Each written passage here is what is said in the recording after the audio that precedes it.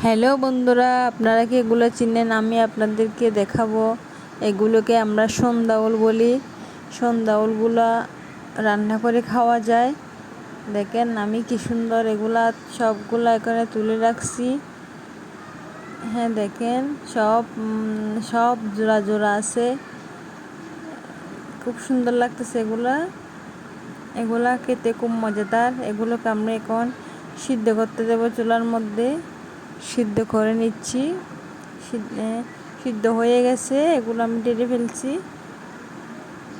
এখন ঢালার পর এগুলো পানি সরে যাবে, পানি যা যা সরে যাবে।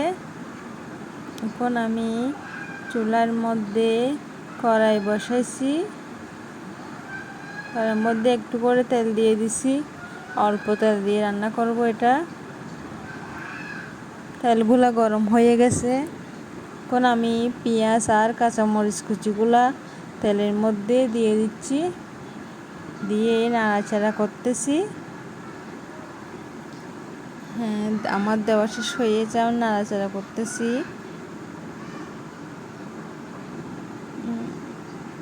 একটু একটু কালার চলে আসছে। আমি এখানে কেটে রাখছি আলুগুলা এখানে এখন তেলের মধ্যে দিয়ে একটু ভেজে নেব।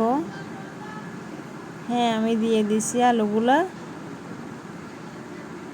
আলুগুলো দিয়ে একটু নাড়াচাড়া করে নেব, তেল যাতে মিক্স হয় সবখানে। তাই হয়ে যাচ্ছে। আমার তেলগুলো দেওয়া হয়ে গেছে। এখন আমি এখানে হলুদের গুঁড়া দিয়ে দেব। হলুদের গুঁড়া দিয়ে আর একটু লবণ দিয়ে দেব। লবণ অল্প করে দিচ্ছি, পরে আবার দেওয়া যাবে, তাই দিয়ে হ্যাঁ আমি নাড়াচাড়া করতেছি। একটু ঢাকনা দিয়ে রাখবো সিদ্ধ হওয়ার জন্য। এখন আমি ঢাকনা দিচ্ছি।